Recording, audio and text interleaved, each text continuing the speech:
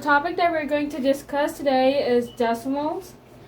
Decimal separates an integer from a non-integer. It's a point that separates both of them. So some of the examples that we have for decimals are 3.25, 795.183, 496.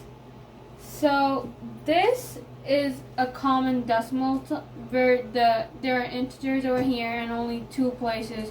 The decimals are only two places. There are only two numbers after a decimal. This, you can round this up to 795.18.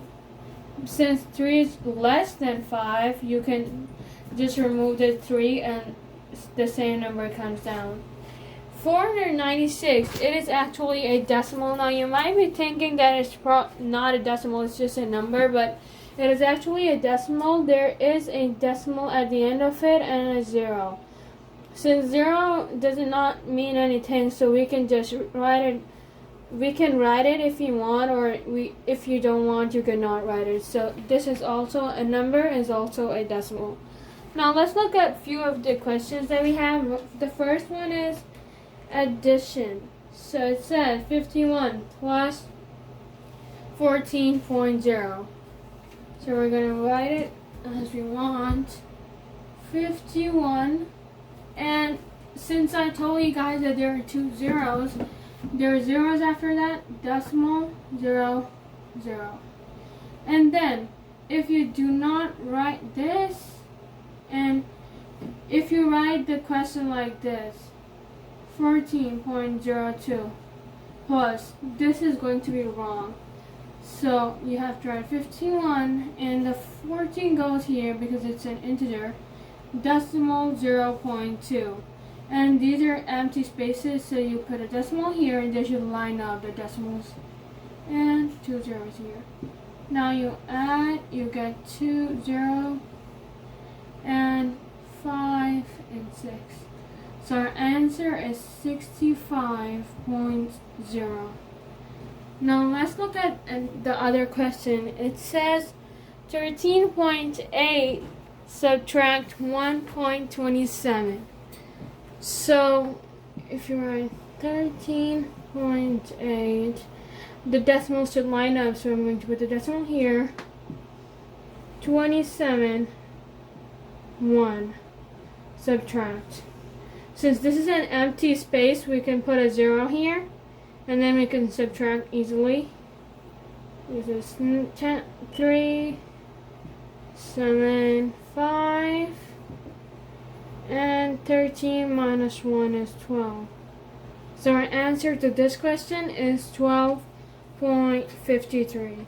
That's all for today. If you have any other questions or topics that you want us to discuss, you can write them in the comments below and we will try to answer them as soon as possible. So now we're going to look at the two questions that we have here. The first question is about multiplying decimals. It says 4.08 times 29.7. So we're going to first set up how we're going to write it. It is 4.08, 29.7, and multiplication sign. So here we did, unlike we did with addition and subtraction, we had to line up the decimals. We don't have to do the same here because the rule for multiplication is different. You just have to line up the digits beneath each other. So, and then we're going to just multiply. We're going to pretend as we don't have the decimals here. So 7 times 8 is 56. 7 times 0 is 0 plus 5. 7 times 4 is 28. And x here, 8 times 9 is 72. 9 times 0 is 0 plus 7. 9 times 4 is 36. 2x is here. 8 times 2 is 16. 2 times 0 is 0 plus 1. And 4 times 2 is 8. You add all of them together, you get 6. 5 plus 2 is 7. 8 plus 7 plus 6 is 21. And 2 plus 2 plus 6 plus 1 is 11. 8 plus 1 plus 3 is 12.